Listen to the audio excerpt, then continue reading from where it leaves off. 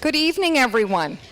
I'd like to welcome you all to the 2024 All Candidates Debate on the Environment with a focus on nature and climate.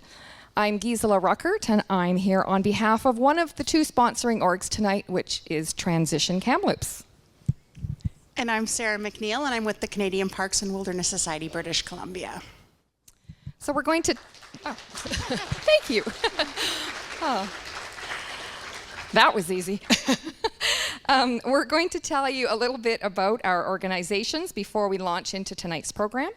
So you may know Transition Kamloops is 100% volunteer-based, a provincially registered not-for-profit, and our focus is on building local resilience. So we focus on social, economic, and environmental resilience on a local level. We look for self-sufficiency in food, energy, culture, and wellness. We emphasize a local economy, healthy ecosystems, and grassroots community building. Through various action projects, you may have heard of our Climate Action Fest and the many action projects that grew out of that, and I know several of you are involved with them in the room, so welcome. Thanks, Gisela. And the Canadian Parks and Wilderness Society is Canada's only nationwide charity focused solely on the protection of public land, fresh water, and the ocean. CPAWS BC is a non-partisan nonprofit that advocates for the protection of nature right across the province, all along the coast, and deep into the ocean. I am absolutely delighted to be here tonight alongside participants from our Young Leaders in Conservation program, which provides youth with the knowledge, skills, and opportunity to advocate for conservation projects in their communities. You'll be hearing from Heidi and Madison later tonight alongside Eden, our youth engagement coordinator. And it's an absolute honor for me to be here with these youth who are so passionate about building a better future for all of us. So thank you so much for being here with us.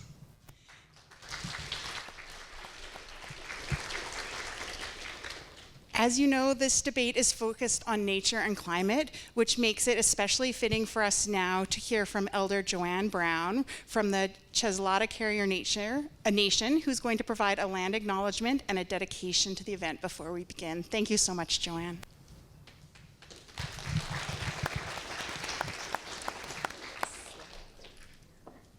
Thank you. White the White-Tapped, Joanne Brown and Squest. Hadi CNA, Joanne Brown Sahatni. So I did say that first in Secwepemctsine, and I said, hello, my name's Joanne Brown. Then I said it in my language, which is Dakhethni. I'm a member of the Lissilyu clan of the Cheslata Carrier Nation. And I'm very, very still involved with my people. I've been in Kamloops to Secwepemc for the last 30 years. I can't believe it. I know many faces in the crowd, and happy to see everybody that turned out tonight. It's my honor to do the territorial acknowledgement and dedication for this important event. We acknowledge and give honor to the Secwepemc, the ancestral Kalmuk peoples of the ancients who have lived here since time immemorial, upon whose traditional and unceded Tumuk this city of Kamloops is located. As in prehistoric times, the traditional territory was a meeting place, and the regional people who came from outside Secwepemc were the Statlium, the Inlakapmuk, the Nuhulk, the Tsilkotien, the Dakheth, and the Silk people. When we think about time immemorial, because that's how long our people have been here, since time immemorial, it can be dated back since before, because it predates the archaeological record. And the archaeological record for this area goes back 10,500 years. That's a long time ago. That's a lot of generations. 10,500 years ago, someone in Secwepemc made a point called the Kamloops Point that was just discovered. Well, it was discovered a long time ago, but rediscovered. And that Kamloops Point, when that was made 10,500 years ago, was when everybody's ancestors in this room were less than 1 million people worldwide. It was a time when the people in England, my father was English, the people in England were hunters and gatherers just like we were and we are today. And they were brown-skinned. It delights me to say that. Gore Creek Man as well. I'd be remiss if I didn't mention Gore Creek Man. Gore Creek Man's remains were found east of town. Gore Creek Man dates back to 8,250 years ago. The fact that his remains were found here makes us, in this area in Secwepemcúlecw, the oldest human finds in Canada. We're very proud of that. This morning and today we had the pleasure to see the Sequest, and the Sequest is the sun, the beautiful sun. The Sequest is the center of our solar system. We know that now. And we know that the Sequest is the great generator in the sky that makes all things happen on planet Earth. In this lineup of planets that we have, there's only one blue-green planet that supports life, and that's our beautiful blue-green planet. There's only one. We know, because we've gone out into outer space, that there is a thin, gossamer thin veil of speckek, of atmosphere, of air around our precious planet. The Earth, with all its proportions that make up this wonderful planet, with balance and harmony, where the essence of life is found in all things here. It's the idea that spirit is in everything around us, starting off with our grandfather rocks. The inhabitants, the web of life, and all things that make up this place is all of our relations. And we know that all forms of earth are integral to all of our relations, and humans are the caretakers to make sure that things stay in balance. In this territory, long-standing value systems have been at work, keeping balance within the societies that have had a strong hold here since time immemorial. It's the idea of Geseltquanus, respecting each other and all living things. It's the idea of Kanukwensut, respecting individual strength and knowing that our individual strength lends itself to communities and has a contribution to the influence of the whole. It's Ekshtem, the respect of everybody else's gifts, that everybody has a place here, and we have to acknowledge everybody's equal contribution. And it's also, this is the value that's hard for me to say, so I have to say it a word in my language first before I can transfer it over.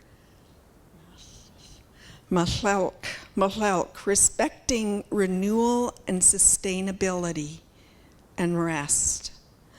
I want to acknowledge tonight the very different frameworks that make sense of the world and our part in it. Tonight we have so many different belief systems present. So we are going to take a moment for us to do our own thing. And if you stand up to pray, please do so. If you bow your head to pray, please do so. And then I'll finish it up after this.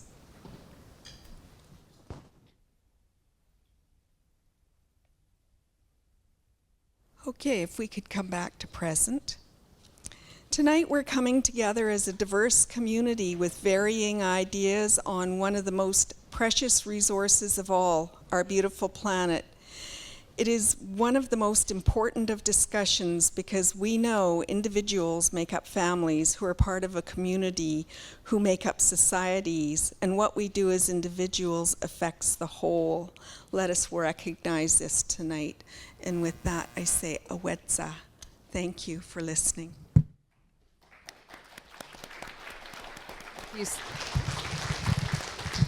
Thank you so much for providing that long-term perspective and providing such a solid foundation as we head into this discussion tonight. Joanne. Yeah, so we'd like to thank the candidates, first of all, for making themselves available to answer questions on this important topic tonight. And here to help us stay on track is Doug Herbert, whose voice many of you will know very well from his day job. Doug's role as an anchor at CBC Kamloops, as well as his news stories and other contributions to the community, have made him a familiar figure. So we're grateful that he has agreed to moderate tonight for us. And over to you, Doug. Thank you, Gisela. All right, so to make it clear, this debate is strictly nonpartisan. We ask all members of the audience to be respectful of all 6 of the candidates that are going to be here tonight. I know I'm not being paid to be here. I don't think they're being paid to be here, and I don't think any of you are necessarily being paid to be here. So let's all just respect that we're all here with the idea of making tomorrow better somehow, some way. So with that in mind, keep your heckling down to a minimum. I should say, actually, please don't do any. And in the interest of time, we're going to ask that after the responses, even if you absolutely love that candidate, hold back on clapping. We can do a big round of applause at the end. We need to get through lots of questions here, and we have a limited amount of time. So, a random speaking order has been established, and that way we know it's fair and equitable. So, on to the overview. So, we're going to start out with all 3 candidates getting a minute and a half for an opener. So that's an opening statement. In front of them, they have pink rebuttal cards. And now for the audience and for you 3, we cannot use the rebuttal cards on the opener. So you might think, I'm going to get them, but please don't. Hold off. The rebuttal cards also act in that you only have 2.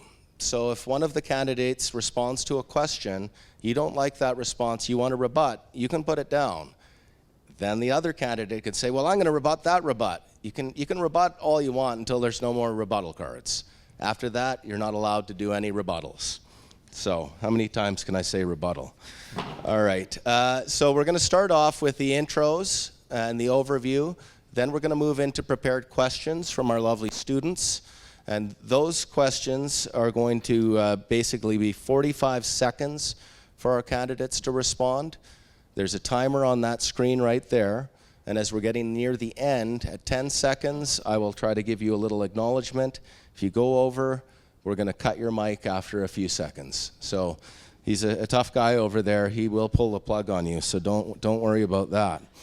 All right, so after all of that, after we get through those questions, we will move into some audience questions, which we've been gathering. I will read those. We'll get through as many as possible. We'll take a short break. We will reset, and then we will go to our next 3 candidates. So, is that clear as mud? Everybody understand? We're good? Any questions, candidates? No? All right. So, without further ado, let's get into our first speaker. Our opening statement is Kamal Grewal. So over to you, Kamal. Thank you. Hi, everyone. Thank you for having us here tonight, and thank you for taking the time to come out and attend this. My name is Kamal Grewal. I've been calling Kamloops my home for the last 15 years, and I have had the opportunity to get my education from here, right here, from TRU, and I've got some of my professors sitting here tonight too. And then I had the privilege of working with our community in different sectors, whether it's finance, student services right here on campus, and also working with mental health and youth throughout my time at CMHA. As a person, I love this community. This community has offered me a lot over the last 15 years, and this is now my time to give back. And I believe that this election is very important. The choice is quite stark in front of us. BC-NDP is committed to making sure that we continue working on the issues that matter to people the most, and climate change is one of them. We're really worried because John Rustad's BC Conservatives don't even accept climate change change to be real. And I want to make sure that that's a risk we can't afford as British Columbians because we have seen the impacts of it firsthand.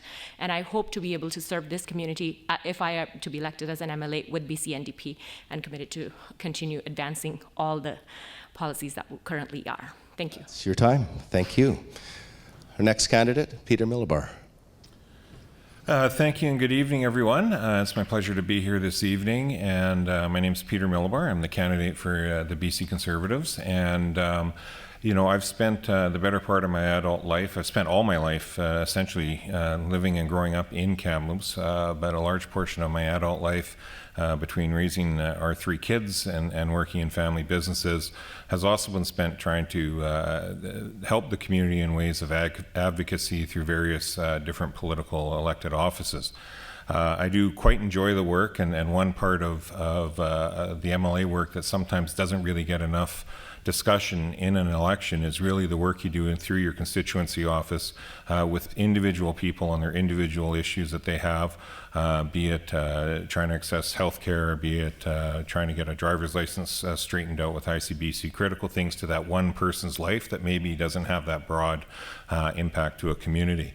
That part of the work I still have a large desire to continue working on everyone's behalf, but also to have that voice on the political stage provincially to bring our local perspective and our local needs to Victoria to make sure it's very much understood in Victoria what Kamloops needs to thrive and prosper within that provincial context, including within that environmental lens. So I look forward to the questions this evening.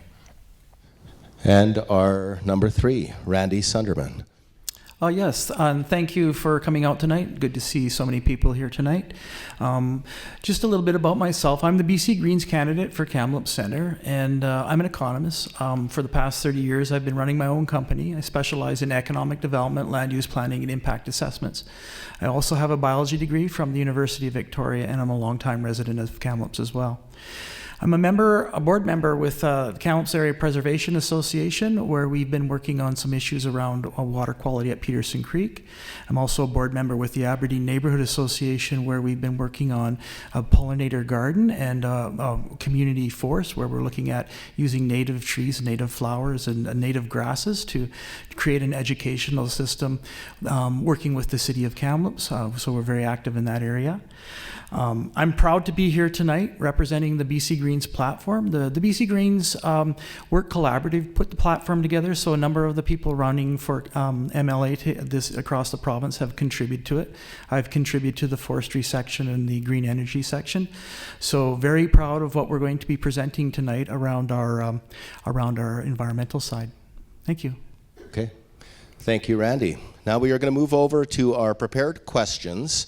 But I will have to just state a couple rules. There's a 3 strikes you're out rule, so if somebody gets too feisty out there, Tom Friedman, I think you're going to stay cool.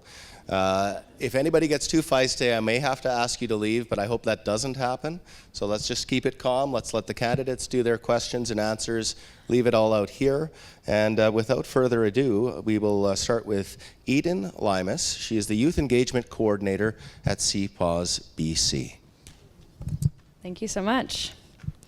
All right, first question. Protecting at least 30% of lands and waters by 2030 is one of the fastest, most efficient ways to address the biodiversity and climate crises while supporting sustainable livelihoods across the province. A recent survey found that 85% of British Columbians support this goal. Doubling the current amount of protected areas in BC to reach this 30 by 30 target will require significant investments in funding, capacity building, and transparent partnerships, especially in collaboration with First Nations and local communities, to create large, connected, protected areas. If elected, how would your government work to meet or exceed this target of protecting 30% of lands and waters by 2030 to protect critical ecosystems that people and wildlife depend on? And we will start with Randy Sunderman. You have 45 seconds. Okay, well, thank you for that question. So this is actually in the BC Greens platform. It's very central to our thinking around the whole protected area strategy. And we have 3 elements that are really critical. So recognizing the Indigenous participation in anything we do on the land base. So we're looking at the Indigenous protected and conservation areas as a key piece to meet that target.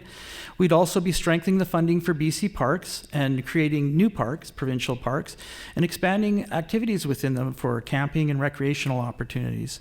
The third thing we would be doing is focusing on some of the urban assets we have, looking at tree canopy targets and improving legal protection for urban trees and ecosystems within the urban setting.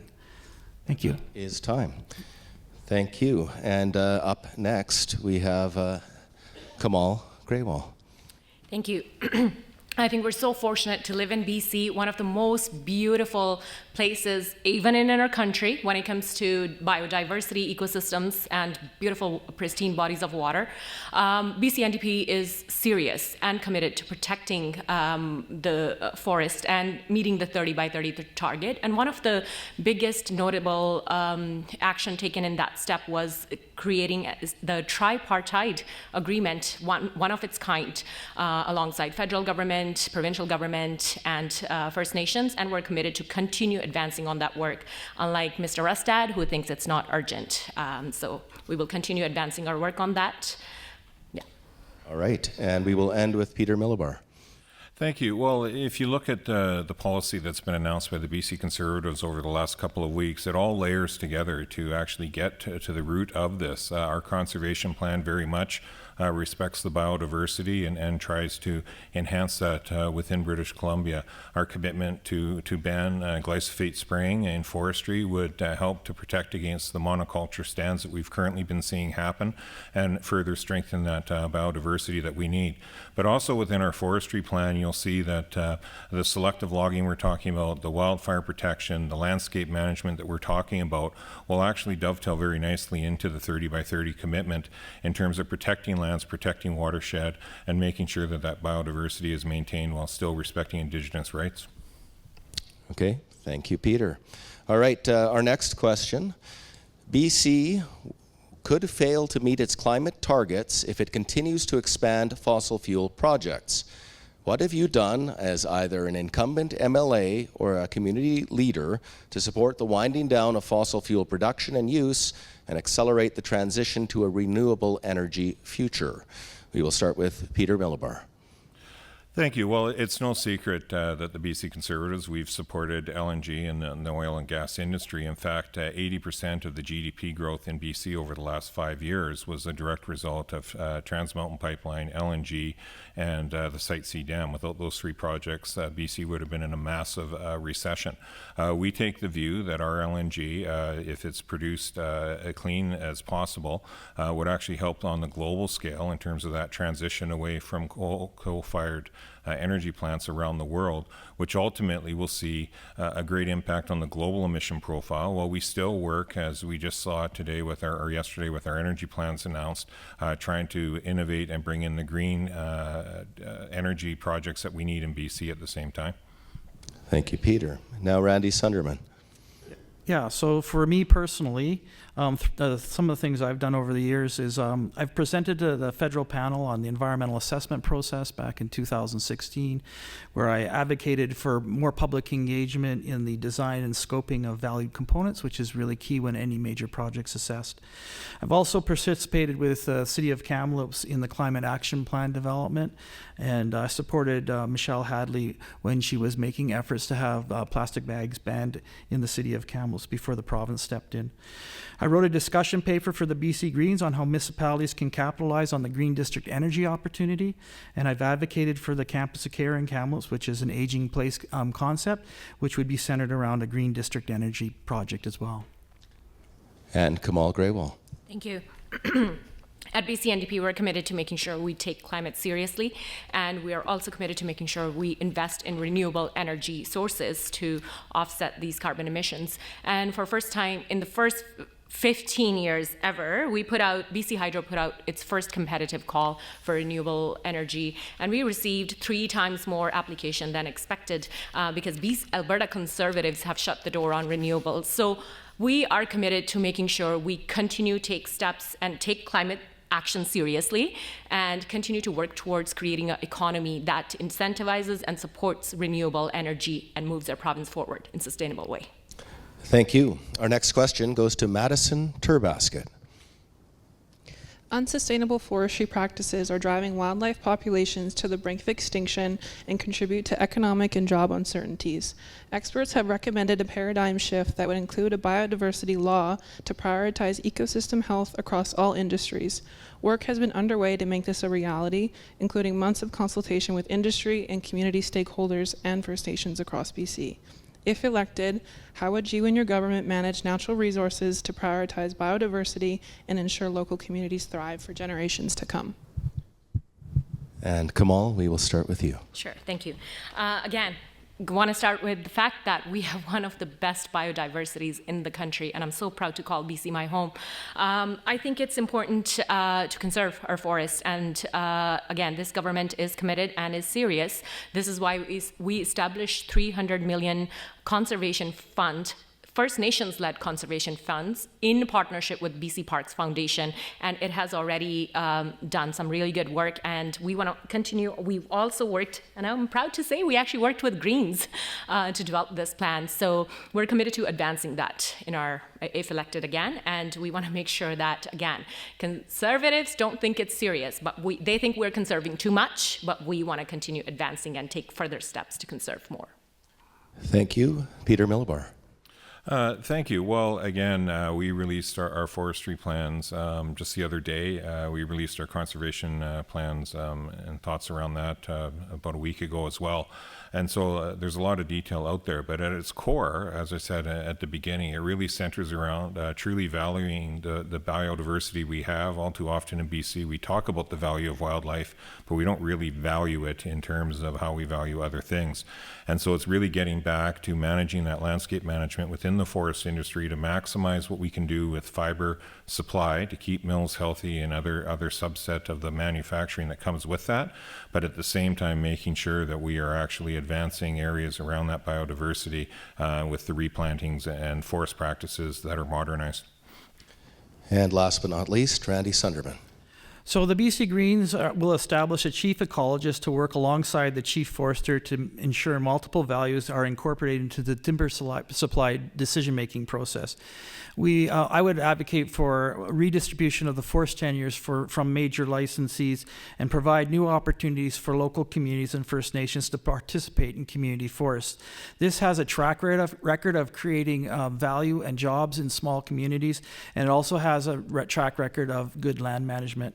Significantly expand the BC Timber Sales Program to make sure we have a true market in our forest sector. This will open the door for small business that can once again innovate within the forest sector, and this again will drive new employment and local community wealth. Thank you. Thank you. Our next question. More fossil fuels are burned in transportation than any other sector in BC. Improving public transit is a good way to reduce that as well as make life more affordable. How would you support the development of green public transportation across BC that is accessible, safe, efficient, and affordable? Peter Millibar. Thank you. Well, personally, I have a track record. I've never said no when I was the mayor to 1 minute of service provided by BC Transit expansion in Kamloops. I was on the board of BC Transit when we actually brought in the CNG bus fleet to Kamloops, to Kelowna, to Whistler, to Nanaimo. And we're always looking at ways to have a greening of a transportation network within the province. I see no reason why you wouldn't continue that. It just stands to reason. Any government should be looking at modernized and always updating the technology as it results in transit systems. The reality is there is a finite resource of tax dollars able to provide the services, especially on routes that are underutilized. So that's always the challenge, and that will continue to be the challenge, especially in cities like Kamloops. Randy Sunderman. Yeah. So I'm really proud that the BC Greens in their platform are talking about transformationally changing how we do transit. So first of all public transit will be free for riders. I think that's really key. And what we'll do is deliver a regular bus service across BC, including hourly service between key communities. Double the number of buses within 3 years and triple them within 6. Require government to spend as much money on public transportation, walking, and cycling as on highway infrastructure. And finally, establish an all-parliamentary committee task force with identifying substantial transportation funding. And finally, our costing all of this in the first year would be $1.9 billion, which I think is money really well spent and would allow the time. Okay. Thank you. Not to be too mean. No. All right, and last, Kamal. Thank you. I think public transportation is essential, especially when it comes to fighting climate change. It also allows our communities and people to, move around better. It makes them better places to live and work. BC NDP is committed to advancing that as well. As some of you may know, we've made transit free for children under 12, and I think there's a lot more potential to continue that work. I recognize that, when it comes to climate change as well, each one of us individually, when I was a student here, taking bus was a lot easier and convenient, and that's something that we definitely support as a party, and I think it benefits and speaks to all of the climate issues that we talk about as well. Thank you. Our next question is from Heidi Wisemeth. She's a Kamloops resident and a member of the Young Leaders in Conservation program. Thank you. So grasslands, although they account for only about 1% of BC's area, are home to about 30% of our endangered and at-risk species wildlife. They're also at the heart of Secwepemc culture, and enough can be said, or not enough can be said about the future of carbon sequestration. We lose lots of grassland every year, and as we work to balance the demand for affordable housing and communities, homes for people, with the need to protect these vital ecosystems, how does your government intend to collaborate with local Indigenous and other communities to ensure that those biodiversity, those cultural heritages in the grasslands are protected for those yet unborn? And Randy Sunderman. Yeah, this is a really good question. I participated in the Kamloops Land Resource Management Planning process, which completed in 1995. The committee of 40 representatives built a consensus that included a way forward for grassland management and a process that focused several protected areas, new protected areas at the time, on grassland ecosystems. Currently, the BC Greens are proposing the establishment of water stewardship councils that will facilitate governance of water resources. What I envision is expanding the local water stewardship councils that will include all the participants, and including First Nations, and drawing from the lessons that we learned during the LRMP process to develop a new oversight body that would establish and guide us in the addressing grassland issues. Thank you. Thank you. Peter Millibar.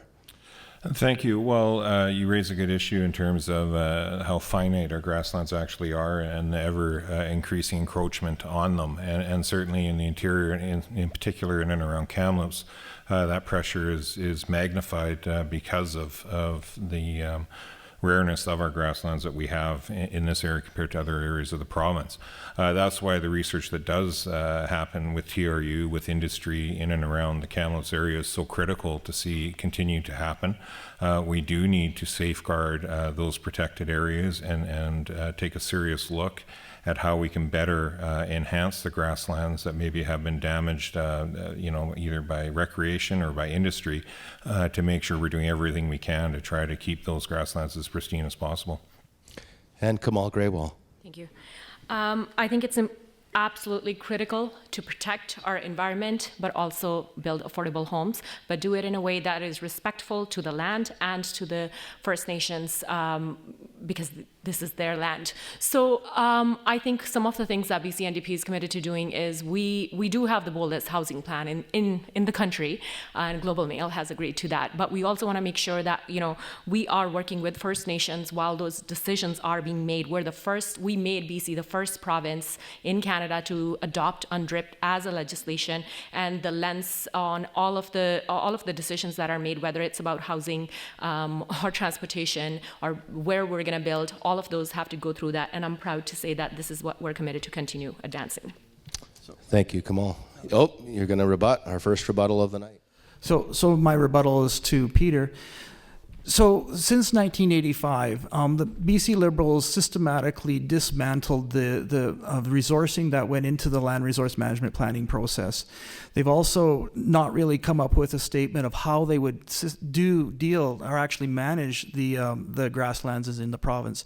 And what I really worry about is we hear the words, but we don't see the actions. And the history shows us that they have taken the resources away from those original plans that had a lot of detail that would have supported the conservation and protection of our grasslands. So my question is there some specifics that you'd like to talk about, Peter? Peter, do you want to rebut? Do you want to respond? Use your card? Sorry, I have to use a card to answer a question? That's what I've been told. Oh, well, Yes. then no. No. Okay. All right, there we go. All right, we're moving on to our next question. With climate disasters disrupting global food supply chains, food security is a critical issue in BC. Locally, we've seen empty grocery shelves when wildfires and atmospheric rivers have impacted our communities. If elected, what specific actions will you take to strengthen and support community food systems in BC? And we'll start with you, Peter. Thank you. Well, we BC Conservatives came out with some agricultural plan yesterday. Sorry, we've been rolling out so many plans each day. I'm getting the days mixed up a little bit, but thankfully we do have a lot of our plan out there for you to go and look at.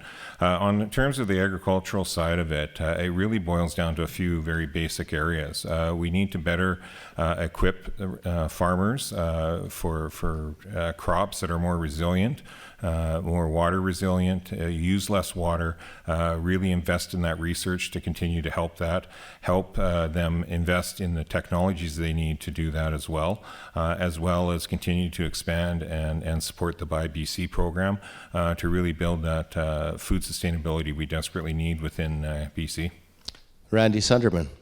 Yeah, so the BC Greens have this in their platform as well, and there's two elements. The regenerative farming, we need to incentivize regenerative farming practices that build healthy soils and improve water quality. Streamline and improve processes for water storage dugouts, and commit government to work with farmers to ensure protection of food crops through drought periods. On the local food systems side, we would invest $9 million in boosting food systems. We would rebuild local food processing, storage, and distribution systems. We would support full-scale co-op-owned infrastructure and business, including grocery stores, and invest in farmer markets, community-supported agriculture, and nonprofit food hubs as a way to really establish that local element. And Kamal Graywall. Thank you.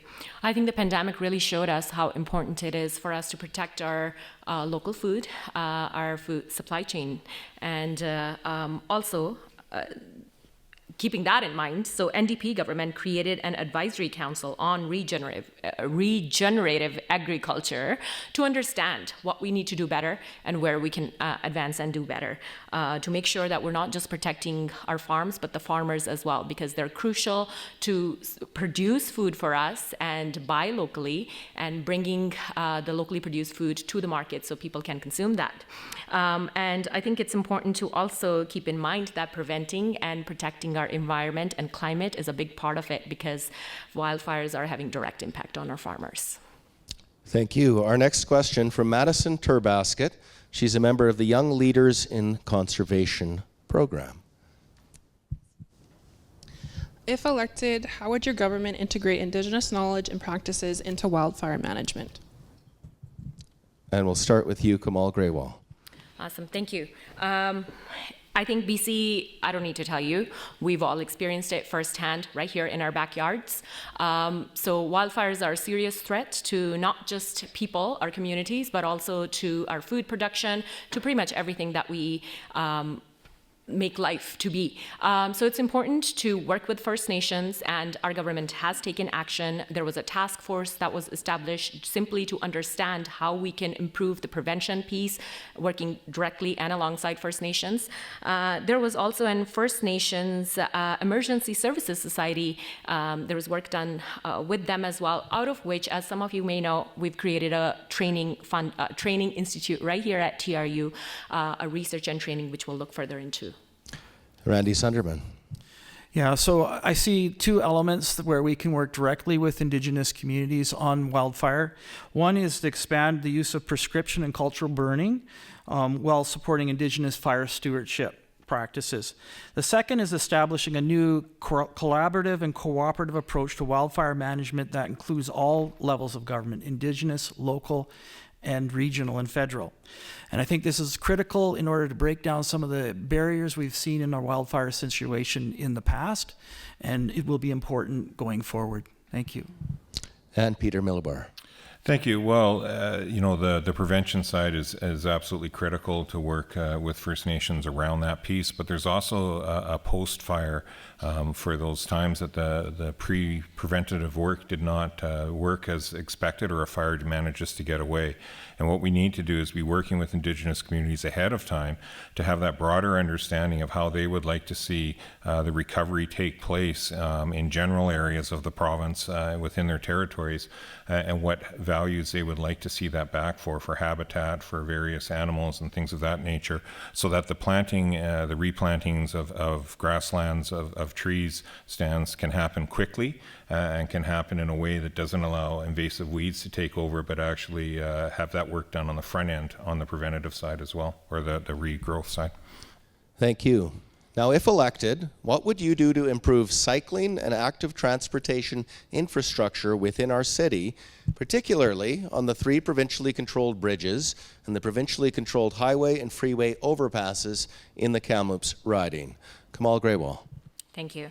I think sustainable transportation systems are essential and part of one of the many tools that we use in fight climate change. And cycling is not just a hobby, it is a form of transportation. And I completely agree and understand that there needs to be more safety measures. Living in this town for 15 years, I've seen some growth happen under the watch of BC NDP, but I feel there's a lot more that needs to be done.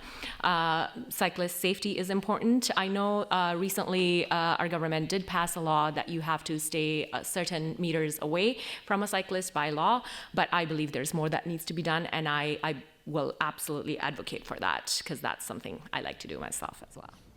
Randy Sunderman. So as mentioned earlier, we're transitioning the funding for all of our transportation sites. So half our transportation dollars are going to come to cycling, walking, and transit.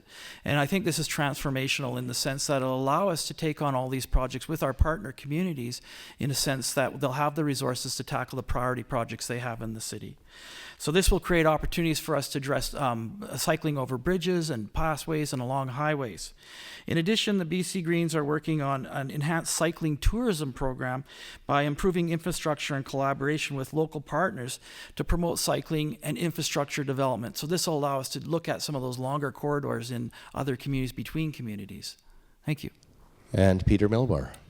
Thank you. Well, with the narrowness of the corridors that we're talking about, especially the Peterson Creek or the Yellowhead Bridge in their current state, it's actually quite unsafe to try to figure that out. But that's why, even going back to my days at the city, we did the trails that we did, connecting Peterson Creek up and around, off of the highway, down to 6th Avenue to get that essential corridor down from Sally down into the downtown area. It's critical. With the Red Bridge, and BC Conservatives are fully committed to rebuilding the Red Bridge. We've made no ambiguity there at all. That major connection point to Kamloops needs to have proper walking, safe walking, so people aren't on the train bridge, but also safe cycling, so people from Kamloops can get over downtown in a very safe and effective manner. And that is time. All right, we are going to move into the popular audience question section here, and I need those questions. So each candidate will have 30 seconds to respond. You can still use your rebuttal card if you like. And these are carefully sourced questions, I'm told. I've not read them, so forgive me if I stumble. All right, first question. What is your party's position on fracking and the LNG industry? Raise your hand. Whoever hand first goes first. Peter.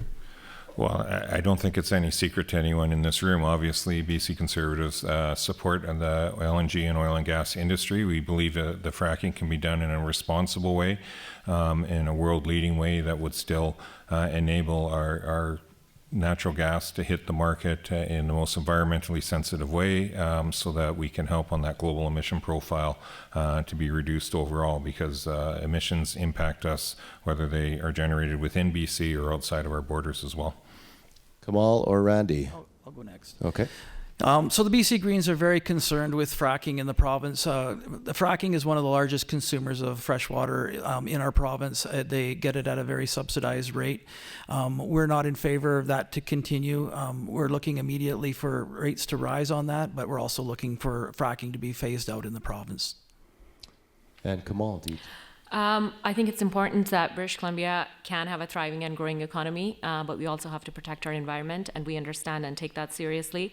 So we're committed to continually improving the regulations governing the oil and gas industry. There are some measures that have been put in place, and we're committed to continue monitoring our water resources, track water withdrawals, maintain laws that prohibit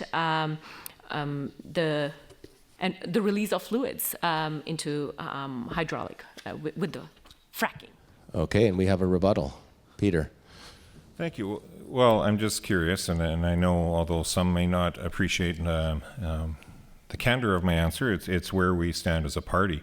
Given that the NDP approved LNG Canada, given that there's the second phase that's already been approved by the NDP, that we have the Haisla, you have wood fiber, you have other LNG plants that are going through final investment decisions. Do you support LNG expansion in the province of BC, or do you not? Kamal, do you care to use your rebuttal card to respond? I was going to do the same thing. Okay. But yes, I'll respond to that. I think, Mr. Millibart would remember that when BC NDP came in power, the project was already on the way, and it would have cost a lot of damage to taxpayers' money if we didn't proceed with it. But we're committed to making sure we have proper environmental standards and laws in place for all of those that are working with our nature, and we're committed to making sure we impose and implement those laws strictly. Okay, Mr. Millibar responding. Oh, and followed by Mr. Sunderman. I'll let Peter go first. He put his hand up first. Okay. Okay. Well, I'll probably cover part of it. I'll give you some extra time. Well, to be clear, TMX, the bitumen pipeline, was in flux, but LNG Canada had not made a final investment decision. In fact, it was George Heyman and Carol James that signed the agreement that actually gave them a $600 million PST tax holiday that was signed off and negotiated by the NDP government for that one project alone. As well as other carbon tax credits and breaks as well. So again, does the NDP support expanded LNG in BC, or do they not? All right, well, we will go to Randy first because he responded, and then we'll go to Kamal if you want to use your rebuttal card. So my rebuttal here is we have 6 LNG projects on the books, potentially. If those projects all go ahead, our greenhouse gas emissions will rise by 40%. So as the Green Party candidate, I would like to point out the fact that we are either serious on climate change or we're going in a different path. And the other two parties here clearly are stating they're going in a different path. It's only the Green Party that stated that we will end all 6 projects, even those in the EA process, because we recognize the environment here in BC is more important than future LNG projects. All right, and Kamal, do you want to use your rebuttal card? Looks like it, because Okay. mine's the last one that's left. All right, there we go. So I think, I recognize that we need to be moving towards a future that is sustainable, but we also have to make sure we're not leaving people behind that aren't quite there. So what we're focused on as NDP government is investing in skills and technology and innovation that allows our members to move forward with the skills that are needed for a renewable energy market. And with BC Hydro, as I mentioned, 36 billion project, and the first call out has so much interest, and we're committed to moving forward in renewable energy future. My mic is cut off. Yes, thank you. All right, and we've got a bit more time for audience questions, so I'm going to go to this one here. UBCM passed a resolution advocating for carbon pricing. If taxation of fossil fuels is dropped as a policy for fighting climate change, are there other policies that would be more effective? Anyone? Takers? Sure. Peter? Sure. Well, there's lots of other policies that would be more effective, and there's also the realization and the recognition that a lot of technology has changed in the marketplace that has driven a lot of emission changes in the first place. Under the NDP, emissions have actually gone up. The only year they have not gone up was during COVID, and the whole world shut down, and the emissions dropped around the world. But other than that, they have steadily risen under the NDP. So we need to actually have actions that see our emissions drop, not just a document that indicates they would like to see them drop, but doesn't actually affect that change. Anyone else? I'll go. Randy. So UBCM supported the BC Greens plan to continue on with the carbon tax as a climate fighting tool. And the BC Greens also supported the transfer of money for municipalities to tackle the issues of their local climate action plans. We will be transferring $650 million from our climate action fund to support the municipalities actually transitioning. So we believe the time is now to be moving forward on these initiatives, not in the future. And Kamal. I think we can all take pride in the fact that BC was the first one to bring carbon pricing, and we all agreed on it. It's unfortunate that this issue is being politicized, that it's come to this point, but we all agree this is the only measure that we have in place right now. But we're also hearing from people that they're struggling to make ends meet. Life is unaffordable right now, and they're really struggling to put just basic things on, food on their tables. So what David Eby has said is that he will look at, if federal government fails to defend the carbon tax at federal level, then BC can't be the only province putting it on consumers, and we will put it on bigger emitters. Thank you. All right, our next question here. Canada has declared a climate emergency. Do you and your party leader believe climate change demands urgent action? Would you like to start? Kamal, do you want to start? You spoke first. I think we all know that climate change is real. It's an emergency, it's crisis, it's upon us. We're experiencing it, whether it's in forms of wildfire, drought, or flooding, atmospheric river. We've got a lot of examples of those. So absolutely, as NDP, we take it seriously, and we are committed to taking action at all fronts, not just one approach, but on every aspect to make sure that we are taking the actions, whether it's investment in conserving our forests, whether it's innovation in trying to figure out different ways to run our economy, but move forward. Randy or Peter? I'll go next. Yeah, climate action, is it real? Yes. So that's pretty clear. I'll give you a couple examples. There was a report done for the 2021 climate events here in British Columbia. That report highlighted over almost $17 billion in costs that were incurred to our economy, our businesses, our people. We had 641 people pass away that year due to the heat event, the heat dome. So to think that the climate change is not real, I think, is looking down a different path. It's certainly affecting us. And when it comes to costs, the one thing I'd like to point out really quick, well, I'll let it go. Thank you. And Peter? Thank you. Well, yes, climate change is real, and John Rustad has stated that over and over again as well. The reality of the situation is this. The NDP, again, say the right things, but the action isn't there to back it up. We have seen emissions rise in BC. BC Conservatives were clear. We want to see emissions actually go down. You need to take meaningful action. Letting fires just burn out of control, which emit multiple times more times emissions into the environment than the built environment, government does isn't helpful. So we need to take measures that address the wide range of emission profiles in this province. All right, thank you. Our next position question. What is your position on nuclear energy? Randy, you've been following everybody. Let's start with you. So our position on nuclear energy is we have a lot of other options that we're very excited to see come forward. I think people don't realize how quickly some of the green energy opportunities are transitioning into our lowest cost producers. And we have like wind and solar that are now really there at the point where they can be mass produced, mass implemented, and create real value for all our communities. And I you know, at the local level, at the regional level, at the municipal level, we can create wealth from this. We don't need to go to nuclear. All right, Kamal. Sure. I would agree with Randy on that. Like, we agree on a lot of policies with Greens.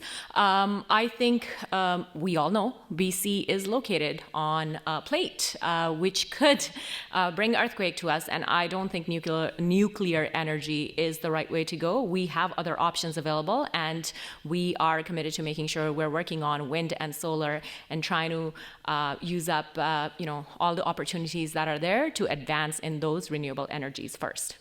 And Peter.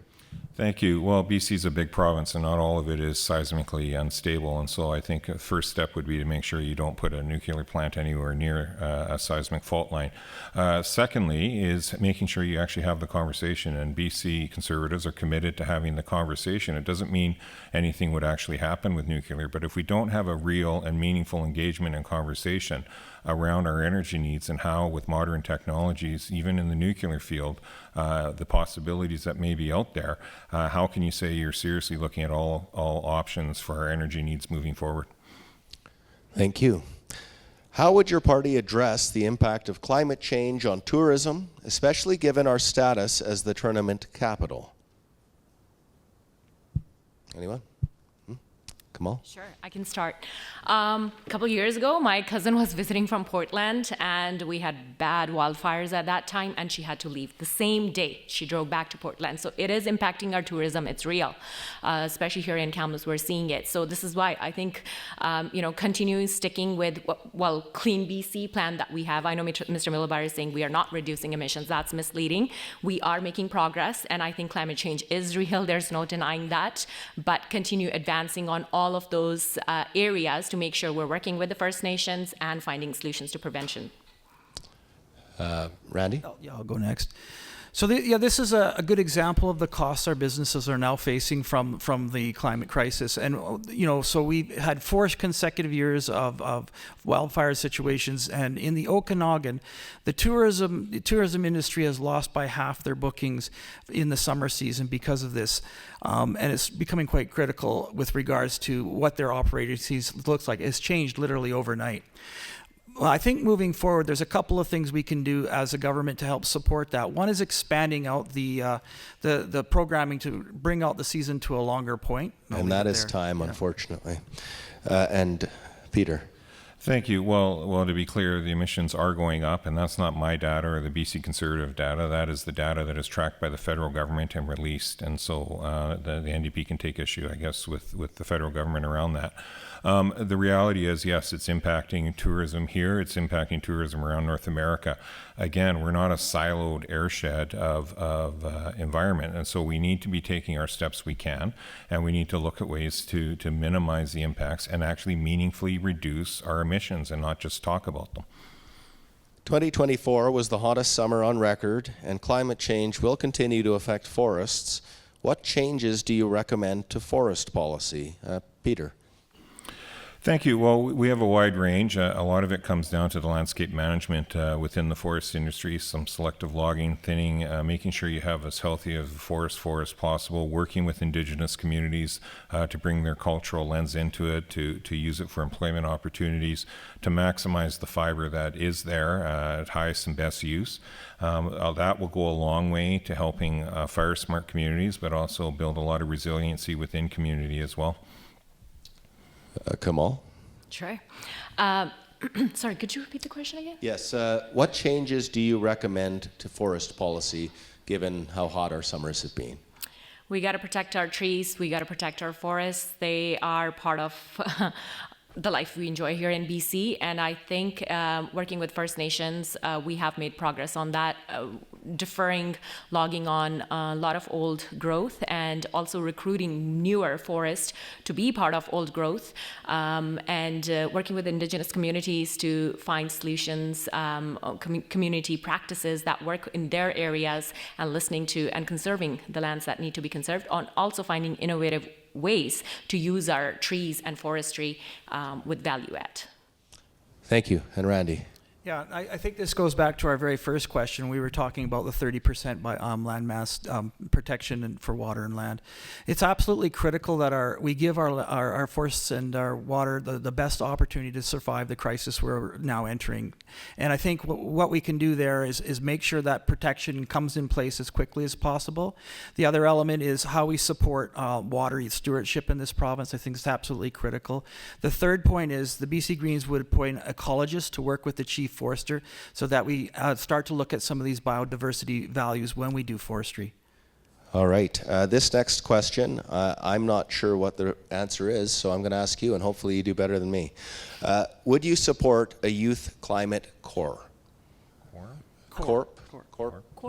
Yes, I'll go first. Sure. Yes, we will. It's in our platform. There you go.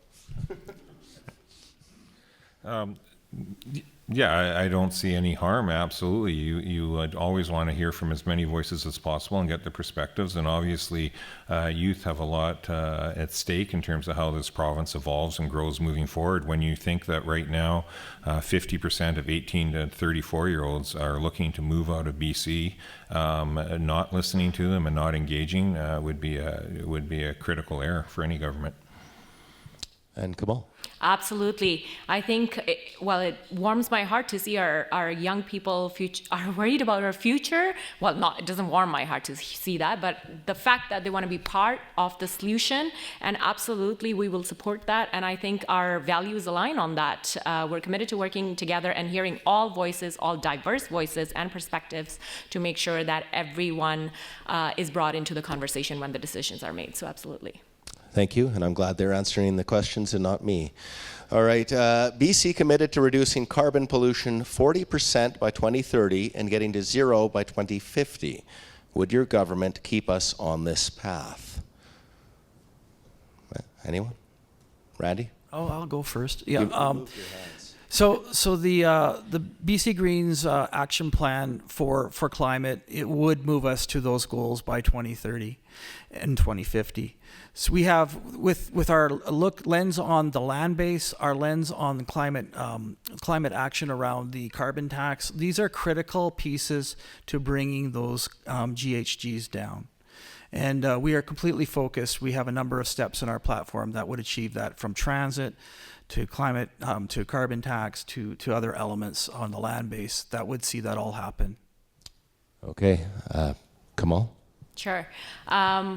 Clean BC is one of the most ambitious plans, and we worked with Greens to develop that plan. So absolutely committed to taking that forward and continue taking actionable steps in areas where we need to focus more on, and while also working to advance and find ways to make sure that our economy is moving forward, but in a sustainable way, while protecting the very lands and forests and our climate that gives us everything that we have. So yeah, we'll continue working on that. And Peter. Thank you. Well, the NDP commissioned a report asking what would happen if they implemented the Clean BC policies to get to those targets. And actually what it showed is that our GDP would plummet. You would essentially have to shut down all growth and all industry in BC to make those targets work, and you would take everyone's household incomes back to the level of 2013. So no, we are committed to making sure we're doing everything we can do to reduce emissions, but I think we have to face the reality that we're so far into the game now that the measures would be so extreme it would literally shut the province down. And our last question from the audience. If you are elected, what will you do to ensure our schools educate youth about the causes of the climate crisis and solutions? Kamal. Sure. One thing I can assure you, we definitely won't be looking through the curriculum to make sure climate change is out of books, which is proposed by some of the conspiracy theories that we're hearing from conservative candidates. It's absolutely crucial to talk about things as they are and allowing people to, the right to education and inform them so that they can be part of the change as well, especially with younger people, as we mentioned earlier. They're playing a big part into taking this province forward, and I think education is one of the first steps we start to make any change. Peter. Thank you. Well, I think it's a delicate balance, and we absolutely need to have those discussions with our youth in our schools. I think we also have to recognize that when taken to extreme levels, it actually impacts youth mental health at the same time. And so we have to actually balance those two things together. It doesn't mean you don't talk about it. It doesn't mean that you don't educate and have those discussions, but we do have to be sensitive to the ramification that is very real world ramifications we're seeing with some youth, and we need to take that into account at the same time. Yeah, can you read the question again? All right. If you're elected, what will you do to ensure our schools educate youth about the causes of the climate crisis and solutions? Yeah, well, we certainly want to talk about that in our school system, make people properly informed and that they have a clear understanding. And we also would like to see them participate. So that's what some of the youth core work is about, getting them out on the land base, making sure they understand how the ecosystems work. And really important to have honest discussions. So I just want to come back to Peter's point about the catastrophes forecasting in the economy. That's a linear projection. So in economics, we do forecasting. It's called baseline. What that report he's talking about does not include is the actual challenges, changes, and implementations that happen along the way that would be the reality of that impact. And that is our time for our candidates. Let's give them all a big round of applause.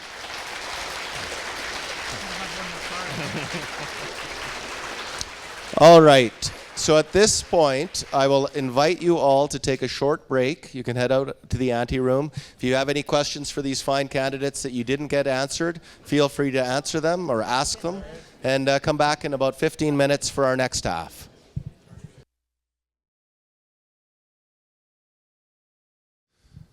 All right, are we all back from the lobby? Everybody's back in? Okay, thank you for sticking around for part 2 as we venture to the wonderful Kamloops North Thompson.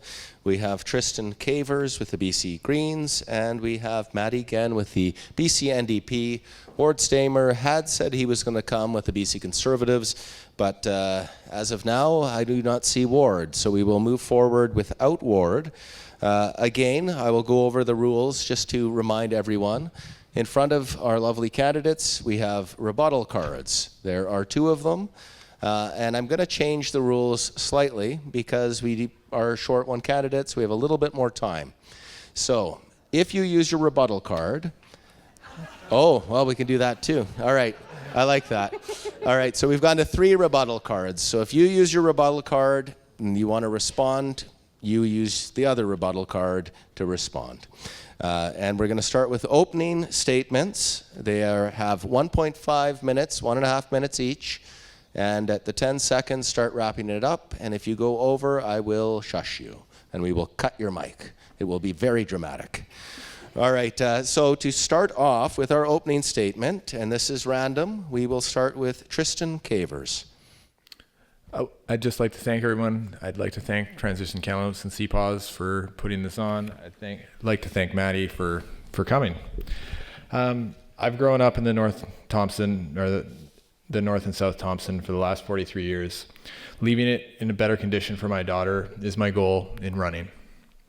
In 2023, my mother and I were down at the river. My mom's lived in Chase since 1947. She'd never seen the river so low.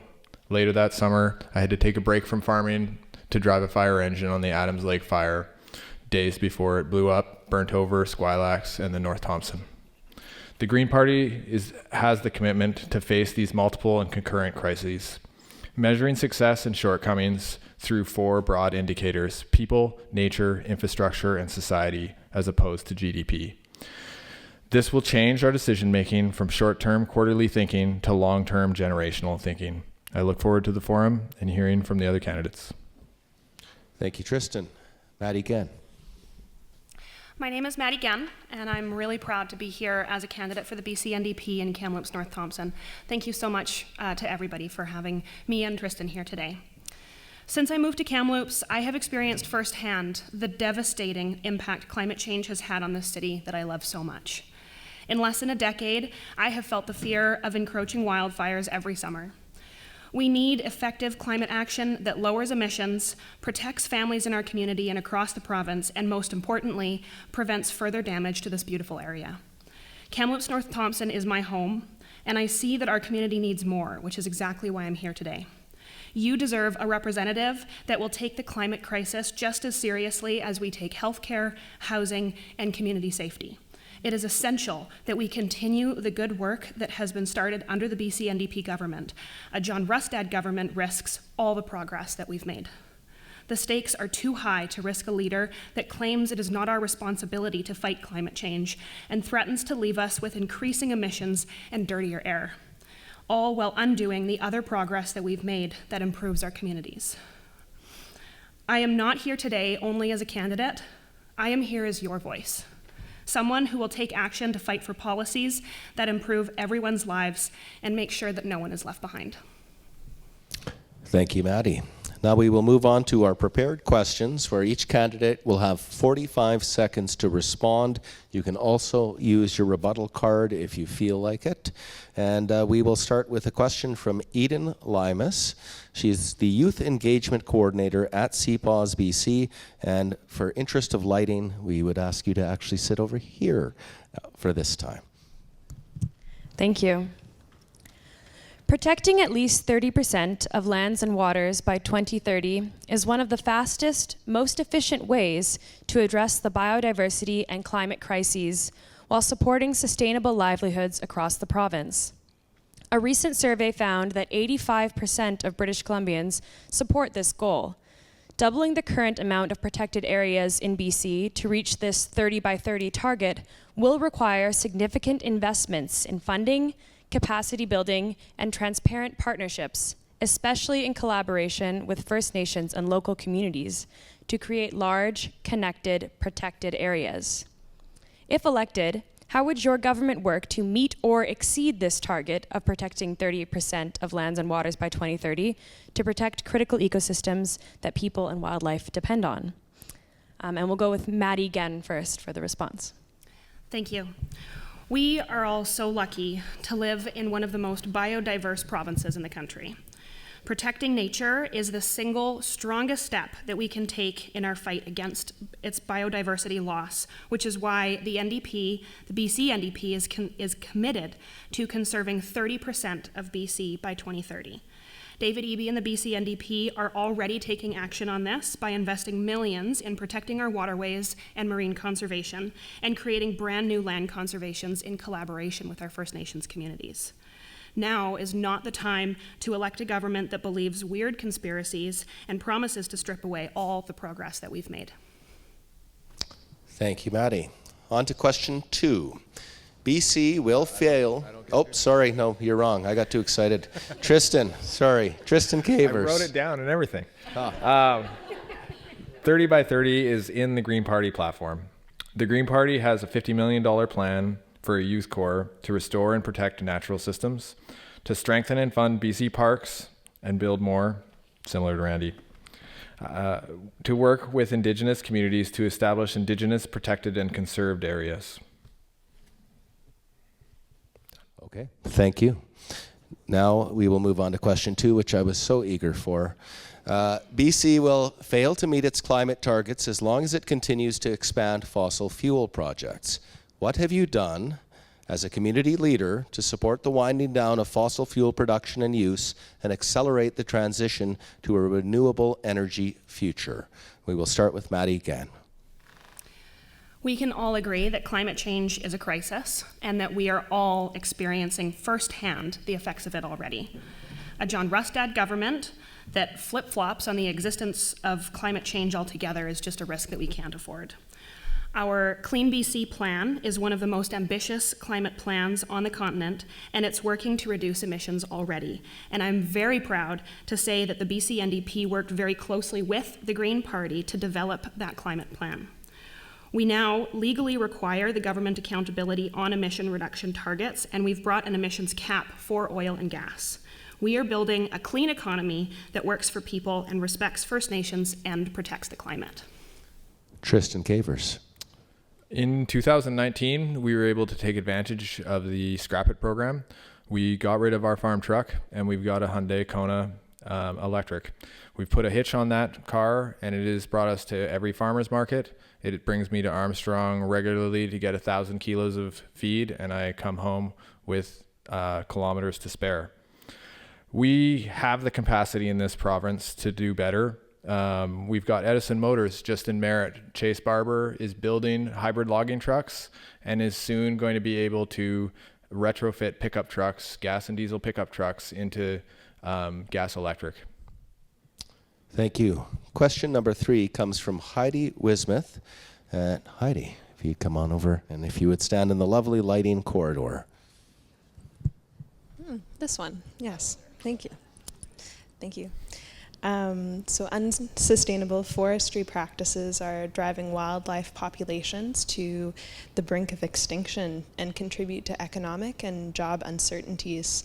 Experts have recommended a paradigm shift that would include a biodiversity law to prioritize ecosystem health across all industries.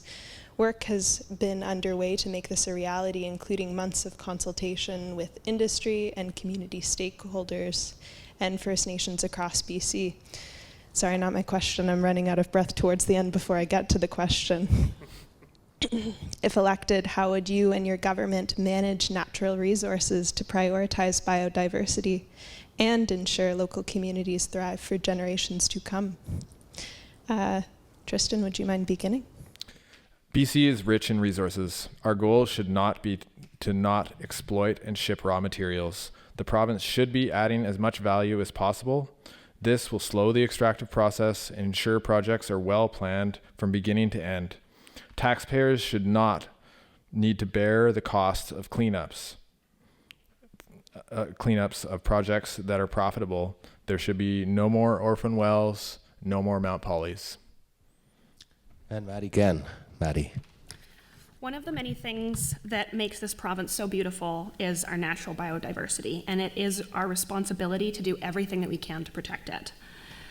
This goes back to what my colleague Kamal discussed earlier, that David Eby and the BC NDP are already taking action on this by launching a First Nations-led conservation fund to protect forests and creating unprecedented new protections for old-growth forests. We can't afford to reverse our progress on old-growth forests, watersheds, and wildlife habitats. Thank you. Question 4. More fossil fuels are burned in transportation than any other sector in BC. Improving public transit is one of the best ways of making life more affordable. How would you support the development of green public transportation across the province that is accessible, safe, efficient, and affordable? We'll start with you, Tristan. Free transit is core to the Green Party platform. Every citizen should be able to access safe, reliable transit. This includes rural routes to major centers and back. Buses should run 2 to 4 times a day. There are already examples of this in the Kootenays. Imagine someone from Barrier or Chase being able to study or read on their way to work, school, and or a medical appointment every day of the week, knowing they can be home by noon. There will be twice as many buses in 3 years and 3 times as many buses on 6 years with a green government. Maddie again. As our communities grow, we have to keep expanding infrastructure and public transit for people to fight congestion and reduce costs. I'm hearing at the doorstep every day how valuable our current public transportation is, and also that we need to continue to do more. The BC NDP is investing in public transportation and making a lot of progress getting it built into the Lower Mainland. And we've made transit free for kids 12 and under, saving families hundreds of dollars a year. But I know that that's not enough. As your representative, I want to make sure that investments come to Kamloops, North Thompson, especially in the rural communities in the riding. Thank you. Our next question from Heidi Wismith. She is a Kamloops resident and member of the Young Leaders in Conservation program. This one is my question. Grasslands, although they account for only about 1% of BC's area, are home to about 30% of our at-risk and endangered species in the province.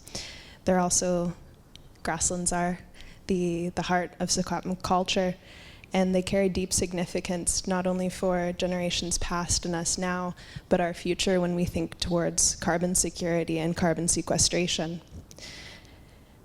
As we work to balance the pressing demand for housing with the need to protect these vital ecosystems, these are conversations that are happening in our council day to day. How will your government continue to safeguard those biodiverse and cultural heritage pieces while ensuring that that generations now and yet to come have somewhere to live as well? Thank you. And we will go to Tristan to start that one. Thank you. I think it's pretty straightforward. We need to increase density. Kamloops is one of the biggest cities per capita still in Canada, as far as I know. We need to encourage co-op housing, and we need to, the government needs to take the lead on non-market housing. This may mean some difficult decisions about heritage neighborhoods, but neighborhoods can be mixed, and we can achieve density without losing the neighborhood feeling. And Matt again. It is incredibly critical that we conserve our natural environment while working closely with Indigenous communities and balancing having affordable places to live. On a lot of the conservation efforts that we've already discussed, the BC NDP worked directly with First Nations to get them done. And we need Indigenous knowledge to protect nature effectively, and we have a moral obligation to consult with First Nations. When it comes to working with First Nations, conserving nature, and building housing, how can the Conservatives have any credibility after everything John Rustad has done and said? All right, our next question. With climate disasters disrupting global food chains, food security is becoming a critical issue in British Columbia. Locally, we've seen empty grocery shelves when wildfires and atmospheric rivers have impacted our communities. If elected, what specific actions will you take to strengthen and support community food systems in BC? And we'll start with Matt again. Food security is fundamental to our well-being, both as a province and for our local communities. Our government recognizes the science of climate change, and the BC NDP is investing in preventing and protecting against wildfires and other climate events which devastate our food and agriculture. The NDP government created an advisory council on regenerative agriculture to investigate what needs to be done, and we need to continue to prioritize funding for Indigenous food sovereignty and food security programs. Farmers deserve a government that believes in the science of climate change. And going to Tristan Cavers. 45 seconds, eh? Doesn't have to. You don't have to use it all. Well, it's going to be quick. We've got. I mean, it's one of the four or one of the three musts: air, food, and water. We're going to grow the farmers market coupon program, giving low-income seniors access to the freshest produce in the province. We're going to incentivize regenerative farming practices such as rotational grazing and cover cropping, both sinking carbon at the same time. And we're going to rebuild the local food processing, storage, and distribution systems that we've lost. Kamloops once was a net exporter of food. Thank you. Our next question to be asked by Eden Limas. This one is short and sweet. If elected, how would your government integrate Indigenous knowledge and practices into wildfire management? We are all experiencing the effects of climate change firsthand, but our Indigenous communities are often the hardest hit during wildfire season.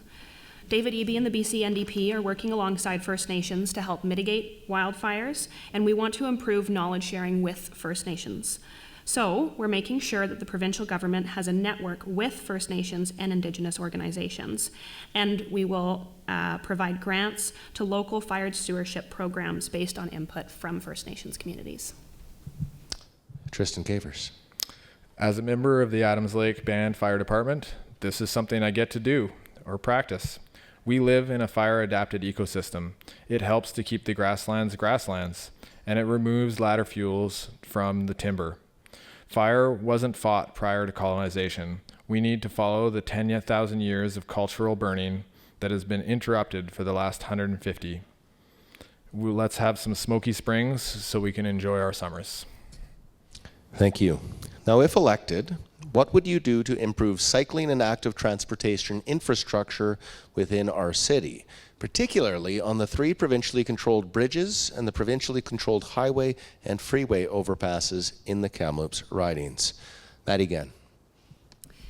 I personally regularly use and benefit from the cycling infrastructure that our city has invested in, and I would really love to see more.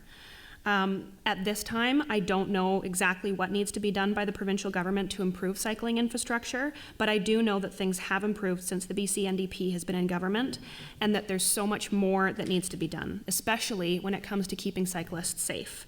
As your representative, I would investigate what else Kamloops needs to have a safe and cycling infrastructure and prioritize it. And Tristan Cavers. As one of the only farmers to attend the Kamloops Farmers Market by bike, I was younger, more energetic, and I only did it once. For people to ride bikes, they need to feel safe. The Green Party will ensure that walking and riding receive as much funding as the highways going forward. Any engineer or planner should have to ride the route that they propose. Thank you, Tristan. Now we are going to move into the audience questions, and I've got a pretty thick stack here. We've got some more. Okay, excellent. Thank you. All right. So we got some new ones. So you can't just rely on the stuff you wrote down earlier. I was more worried about them. All right, and our candidates have 30 seconds to respond, and again, we still have 3 rebuttal cards. I think they're going to really go at each other here. All right, such opposites in their beliefs. All right, in my 55 years of voting, all parties have rarely fulfilled much of their platforms. Actions speak louder than words. What have you done with respect to the climate crisis? I'm going to leave that to whoever wants to go first. Well, Maddie, I guess I'll go. There's a lot. 30 seconds is not enough time to list all of the things that we have been successful of. The important thing to recognize is that there's still a long way to go. We have been successful in reducing emissions despite our growing population, but the reality is that we're not doing enough, and we need to continue to do more, and we can do that by continuing to work with the Greens to maintain our climate action plan. And Tristan, to you.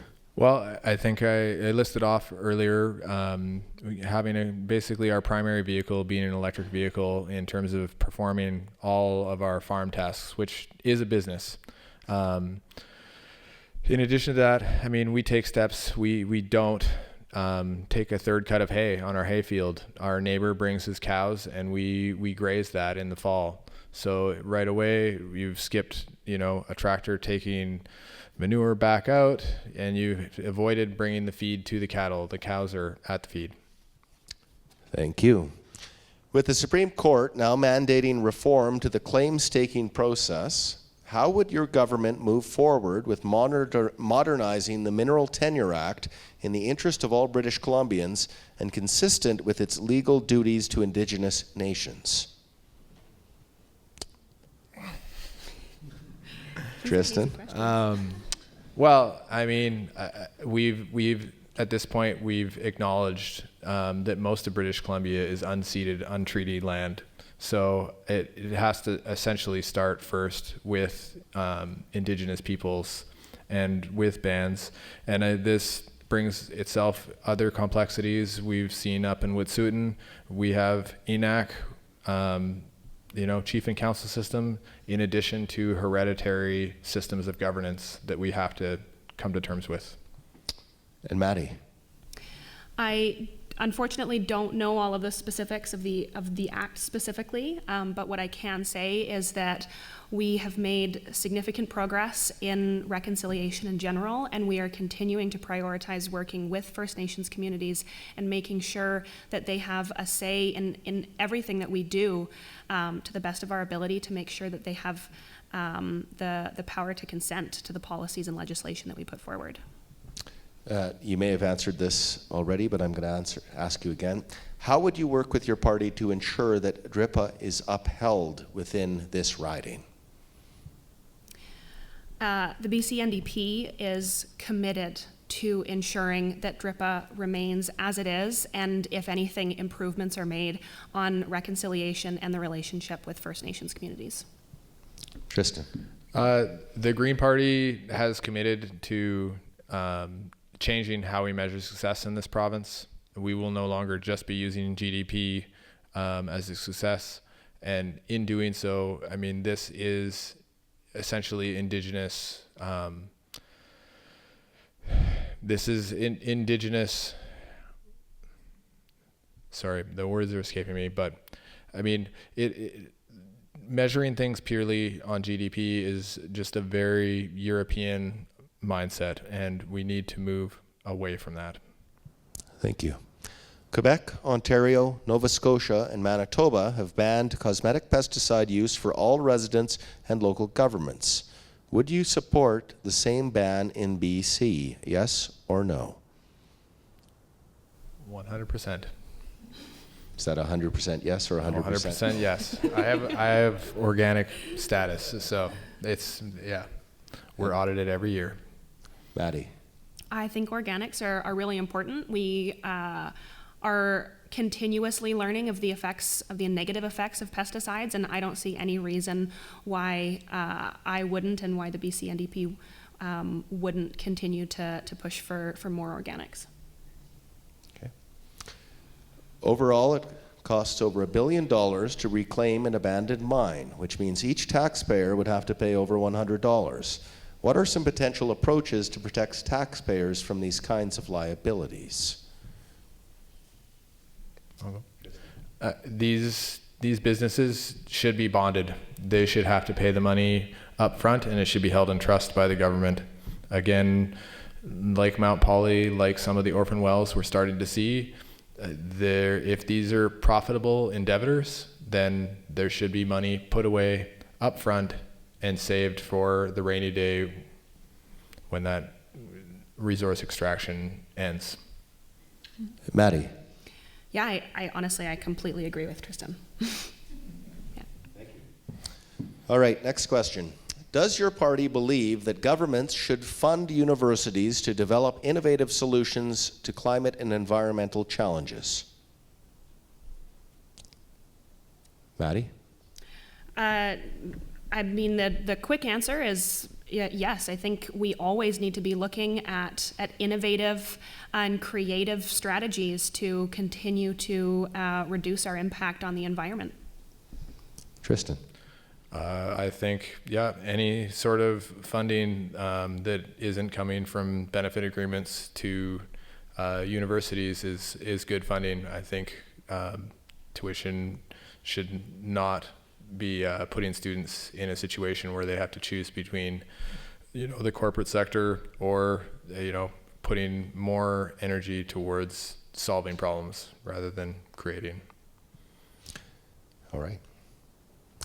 If you are elected, what will you do to ensure our schools educate youth about the causes of the climate crisis and solutions? Tristan? Sure. Yeah, I think essentially information needs to be even more comprehensive. I don't think treating our young people and sheltering them from the reality of the world that we live in is going to help. It's still going to leak in. They're going to see images from Tennessee. They're going to see images from North Carolina. If no one is talking about it and no one is giving them answers or reasons why, that's going to produce more anxiety than just, acting like everything's fine. Maddie. It's essential that we invest in education, invest in the future, and invest in our teachers. And the reality is when we educate young people on the concerns and the kind of impact the climate crisis has, we are more likely to get creative and innovative solutions from them. The more people that we can involve in the solutions, the better we'll be. BC committed to reducing carbon pollution 40% by 2030 and getting to zero by 2050. Would your government keep us on this path? The Green Party platform, the costed platform, would keep us on this path. And Maddie? Yeah, at this point, I believe the BC NDP is on track to that goal, and the implementation of the legislation that makes government responsible for accomplishing those goals is a really great first step to making sure that we are accountable to those goals. What is the first meaningful thing you did to address climate change in your life? Can I? That's from me. Sorry, I had to mix it up. Tristan. Well, it's kind of addressing it, but I wrote a letter to Bill Bandersnam in 1989 after seeing all the clear cuts up the Chilliwack River towards my grandmother's cabin. And Maddie? Tristan's got a couple years on me, so I'm gonna say you're cheating a little bit, but I have been dedicated to doing everything that I can to reduce my own footprint from day one. I've walked to school. I use as many reusable items as I can just in my personal life, but I also think it's very important to recognize that big corporations are really the most impactful reason that we're seeing devastating climate impacts. If elected, would you support a youth climate corp? There we go. Corpse. I don't know. Corps. I went with the French corps. Yeah. It's in it's one of our planks in our platform, so yes. And Maddie? I don't see why not. The more youth that we involve, the better off we'll be. What is your position on nuclear energy? Hard no. My dad is it's going to be funny for some of the people in the room, but he started an undergrad in physical nuclear chemistry and watched some of his friends' hair fall out when they tried to cheat and use a second badge to work in a lab. So he's the authority that I trust on actually handling fissionable material, and not worth it. Uninsurable. Maddie? Yeah, also no. It's a real shame, in my opinion, that there are other parties in this race that are really pushing towards nuclear energy. We know that it's not the most effective, and it's important to continue to look into, again, more innovative and sustainable energy sources. All right. Canada has declared a climate emergency. Do you and your party leader believe climate change demands urgent action? 100%. I think it is going to be the single biggest, it's going to affect cost of living the most of anything that we're currently dealing with. I think going forward, it's either going to contribute to or dwarf the inflation we've experienced over the last few years. I don't really see anything else on the horizon that is more important. Patty? Climate change is having devastating impacts to every single one of us in this room and every single one of our families. It is absolutely essential that we continue the work that the BC NDP has done, largely in partnership with the Greens. Our climate action plan is one of the most ambitious in the continent, and I am really proud to say that we are taking it incredibly seriously and that we will continue to push forward.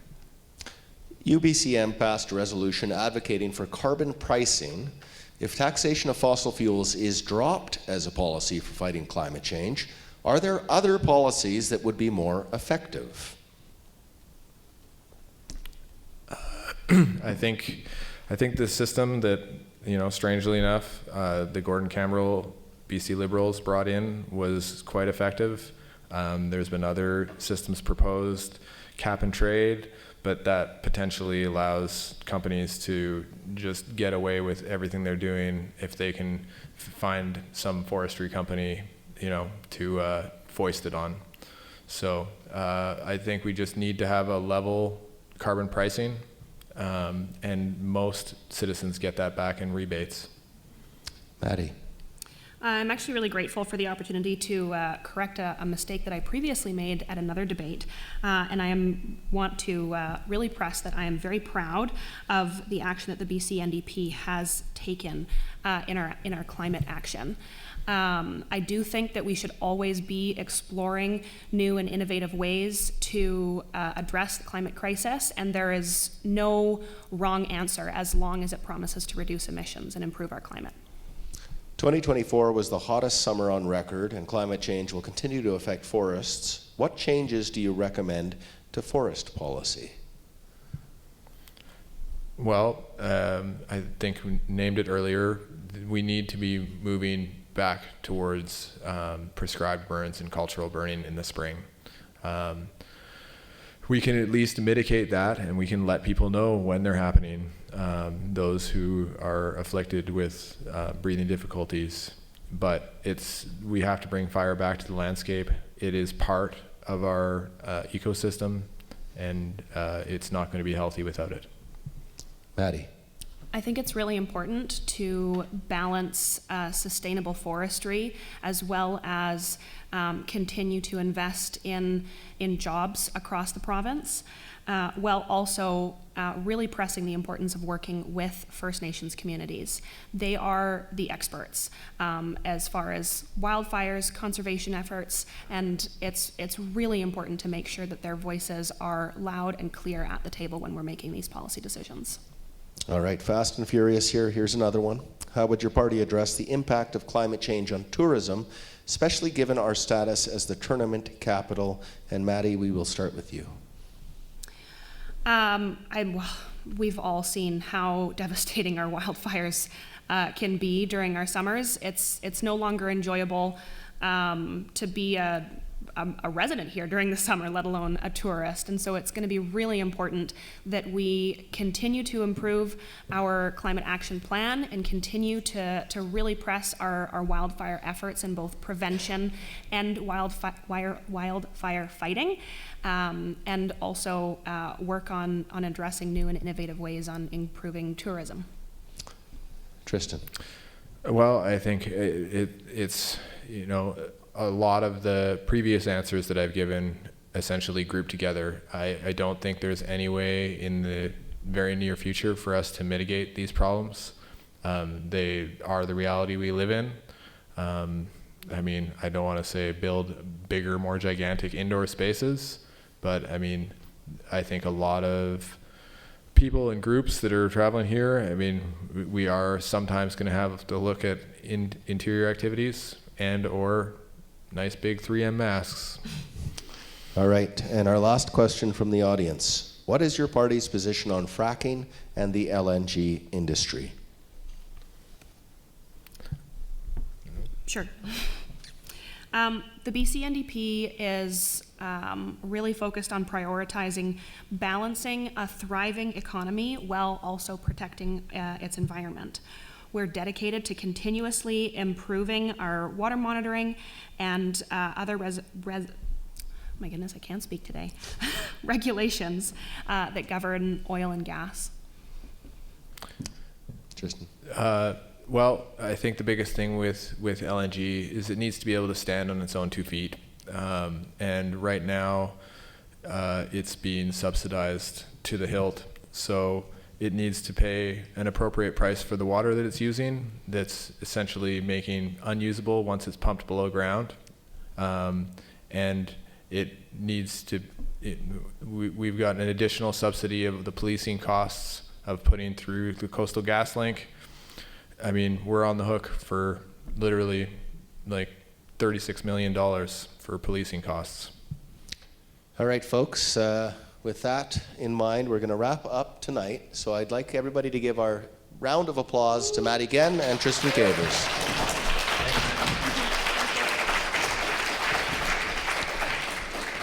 So I hope by you all coming out tonight that this means that you're good. Thanks, Sergeant. And a thank you to our organizers, Transition Kamloops and CPAWS. I'd like to encourage you all to get out and vote. And I'm going to give you a couple voting information pieces before I invite Gisela back. October the 7th, registration closes for online and telephone voting. October 13th, last day to request a vote by mail package online or by phone.